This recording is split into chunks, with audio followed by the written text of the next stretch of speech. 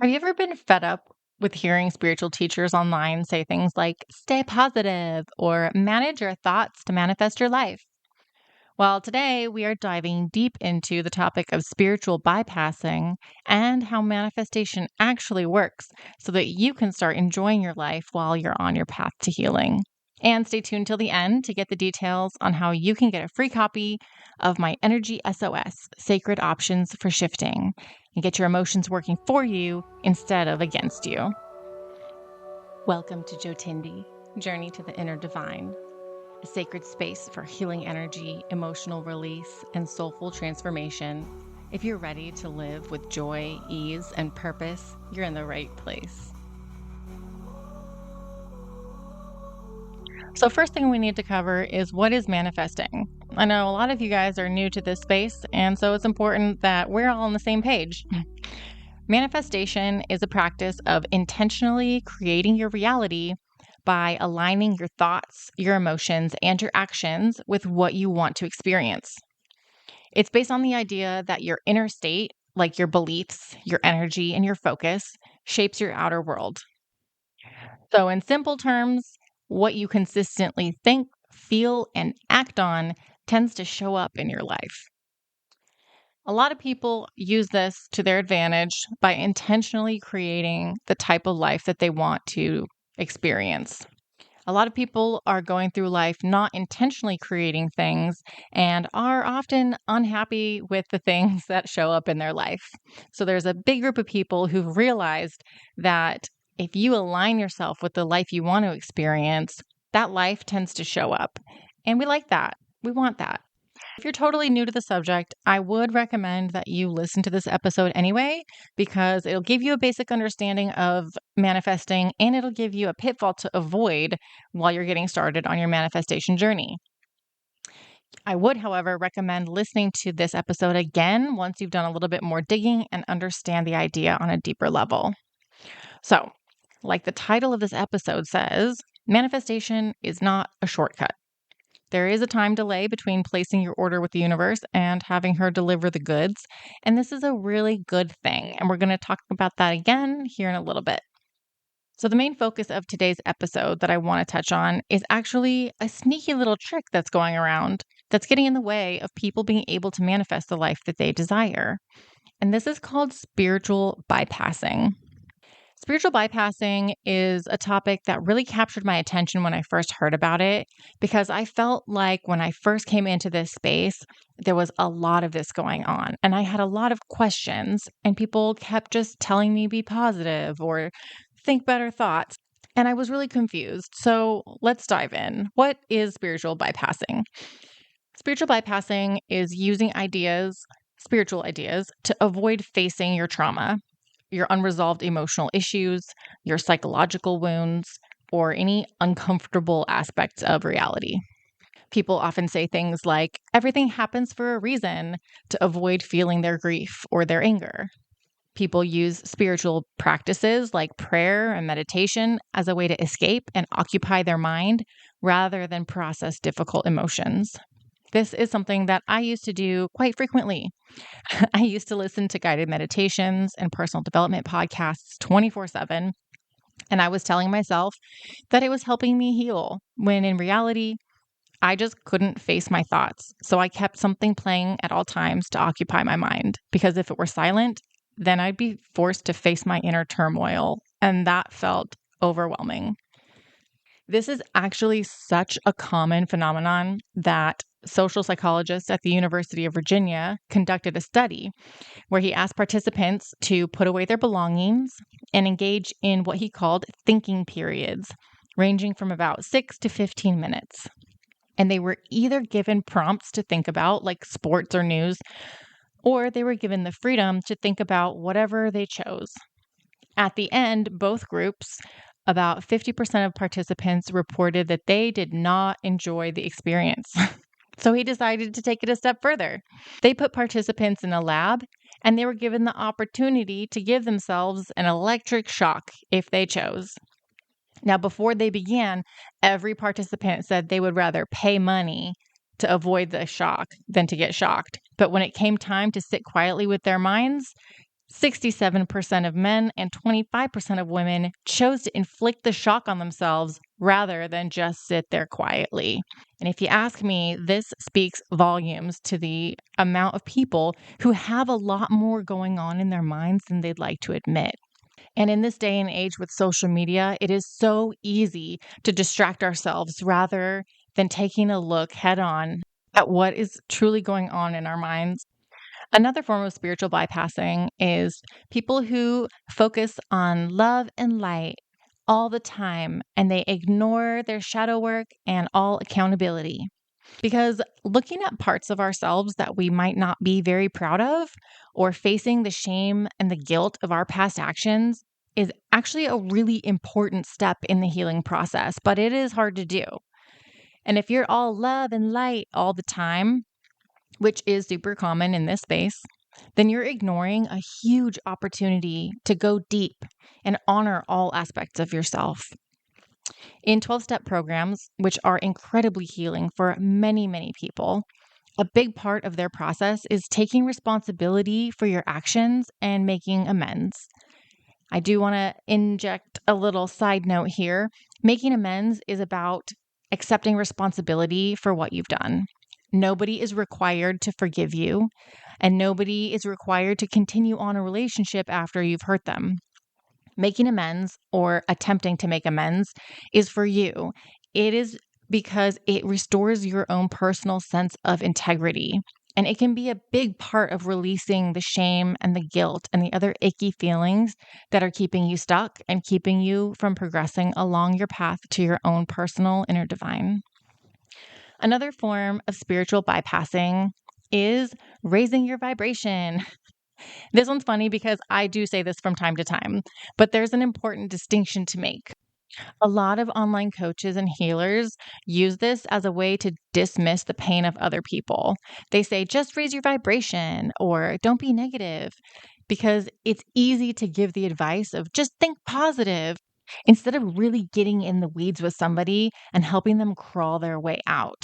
Sometimes it's just not that easy, and it's not realistic to try to get someone to just think positive. One question that I had when I started out on my journey, and it's a question that I get asked a lot, is that if you have to be in alignment with what you want to manifest in your life, how is there any room for a full range of emotions? They think, did I manifest this shitty experience because I wasn't able to maintain a happy go lucky vibe 100% of the time? It's confusing. And it's a real worry that a lot of people have when they start this journey. But the good news is no, that's not true. And by not feeling your full range of emotions, you could actually be blocking the manifestation that you're trying to achieve. Manifestation isn't about never feeling negative emotions because your vibration, it's not measured moment to moment like a mood ring. Things aren't going to manifest instantly. And that's a really good thing because you wouldn't want to accidentally manifest a giant elephant right in the middle of your room right now, would you? The time delay that it takes between the time you place your order with the universe and the time that that thing shows up in your life is a good thing. It gives you an opportunity to really assess if that's what you want. And if you realize it's not, then you have time to make adjustments. And that's amazing. Being in alignment is more like the dominant frequency that you live in over time. It's the sum of your beliefs and your perspectives and your thought patterns. You can feel sadness and grief and anger or frustration without accidentally cursing your entire life, as long as you don't get stuck there or start believing that that's all there is. I want you to think of this as climate versus weather. Because if you have a rainy day in a desert, it's not suddenly a tropical climate. It's just one rainy day. It's still a desert. So the aim of raising your vibration is to gently shift your emotional climate. You don't have to be all happy and joyful 100% of the time. We just want to start raising your baseline so that your lows are a little less low and a little less frequent, but you don't have to be all joyful and happy and woo-woo all the time. And if you haven't noticed already, my perspective is a little bit different than that of other spiritual coaches. I don't believe that emotions like grief and anger or sadness are meant to be converted over to overwhelming joy immediately. I don't believe that you have to live in a state of wonderful, absolute joy and bliss at all times in order to create a great life for yourself. I believe that all emotions are sacred messengers and they show up to deliver a message to you. And the key is tuning in and discovering what that message is. For example, sacred rage can fuel action towards injustice or setting boundaries or creating change in the world. Grief can deepen our compassion and remind you of what matters most in the world. Sadness can invite periods of rest and introspection and even reconnection with things you might be a little disconnected from. And when you're suppressing these emotions, it creates a congestion, like trying to manifest abundance while your emotional pipes are clogged. Now, I'm going to be doing another episode in the near future about emotional clutter, and it's going to go a little bit deeper into this specific topic. We just want to make sure that all of your emotions are able to flow freely. So then that way you can allow the good things to flow into your life and the bad things to flow out. Processing your emotions actually raises your vibration. When you allow yourself to feel and release emotions, you create the space for joy and peace and inspiration to flow in. If you are consistently resisting your emotions or trying to bypass them, then the unprocessed emotion stays stuck in your system and it's going to lower your baseline over time because you're constantly fighting it. You're constantly trying to push it back, to push it down, to swipe it away. And emotions are like children. If you ignore them, they're not going to go away. They're going to get louder. So you can't just brush it off and think that that's going to be the end of it. Doing healing work, shadow work, and being emotionally honest with yourself helps you get back into alignment faster. Feeling the feeling, processing it, moving through it, that's what's going to help you raise your emotional climate. The key to manifestation is to hold the emotion and keep the vision. You can still feel grief and hold the knowing that you're creating a beautiful future. You can feel deep sadness and despair and also know that that feeling is going to pass and it's not going to last forever. As you move along your healing path, you're going to begin to divorce yourself from the negativity and the emotions that are dragging you down. You're going to realize that it's something you're feeling right now. It's not who you are. You're going to let the emotion pass through you without making it your identity. Right now, you're probably enmeshed with all the parts of you that get triggered, the parts that play negative messages in your head, the parts that try to hold you back.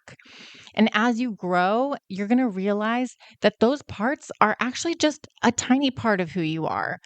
And it's okay for those parts to come forward from time to time without you handing over the microphone and letting them run the show. For example, I'm angry about this situation, but I trust that this anger is guiding me towards what I need to change. I had a situation like this recently. At first, I was absolutely enraged. I felt victimized and I felt a deep sense of despair about it. I leaned in, though, and I trusted that these emotions were trying to tell me something. I was able to feel them and work through them. And what ended up happening was I ended up creating a deeper, more intimate connection with my partner instead of letting this fester and build into something that was going to create resentment and bigger problems down the line. So, how do we keep our emotions from derailing our manifestation goals? Well, here's a very simple process that you can do. The first step is to name it. This is grief. This is rage. This is fear. I want you to say things like, I'm feeling angry, rather than saying things like, I am angry. Because there is a large body of research that points to the way we use language and its effects on us. It's called neuro-linguistic programming, and it's a powerful tool that we can use to help us on our healing journey. So be sure that you're phrasing your thoughts and words in a way that's going to help you move along your path. Reserve your I am statements for positive things like I am amazing, I am joyful, I am prosperous. And keep working on your separation from negativity by using phrases like I feel sad, or I feel overwhelmed right now, or I am experiencing a sad moment. Step 2 is feel it. Feel it fully. Feel it in your body without judgment. Lean into your emotions rather than trying to push them to the back burner. Leaning in is going to actually help you move through them more quickly. I heard a song one time and it said, when you're going through hell, you got to keep moving. The idea is that instead of letting the fire keep you from moving forward, you step through it and then you end up on the other side. So I want you to sit quietly, feel your feelings, allow the feeling to grow, allow it to amplify. Don't try to talk yourself out of it, and don't try to shame yourself into not feeling it. I want you to feel it and feel it without judgment. The third step is to extract the message. You have to listen to what it is trying to tell you. Ask it questions. What is this here to teach me? What lesson can I learn from this? This is not the time to let old scripts play on repeat in your head, though. So if things pop up like you're worthless, good for nothing, those are not sacred, righteous messages coming from your emotions. Those are lies from your trauma. If messages like that are popping up, it's probably a good idea to work with a qualified healer to explore that part of you and the part of you that's blended with those messages to see what that part of you needs in order to be able to release that energy. So the next step is to recenter. Once they're processed, once all these emotions have been listened to and heard, you're going to reconnect to your vision. You're going to reconnect to your gratitude and your next aligned step.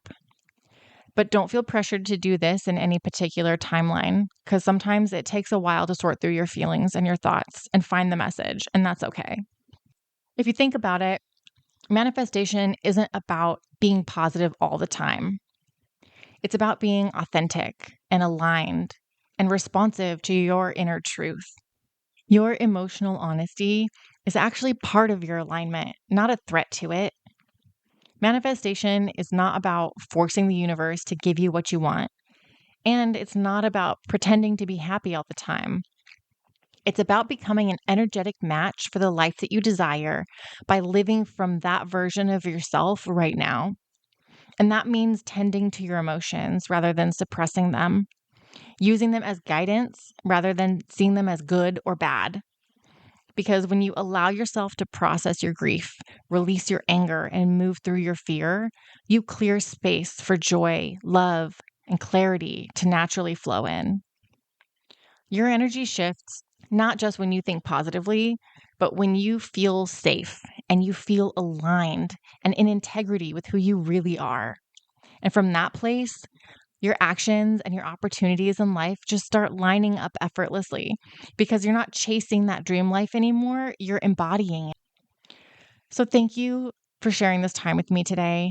I have created this amazing freebie called Energy SOS, Sacred Options for Shifting, which you can use as a way to help you identify your emotions, what they're trying to tell you, and what you can do to help move through them. So get yourself a copy at the link in the show notes. And as always, I would love to hear your questions, your thoughts, your feedback on this episode. My email is mariah@mariahaurora.com.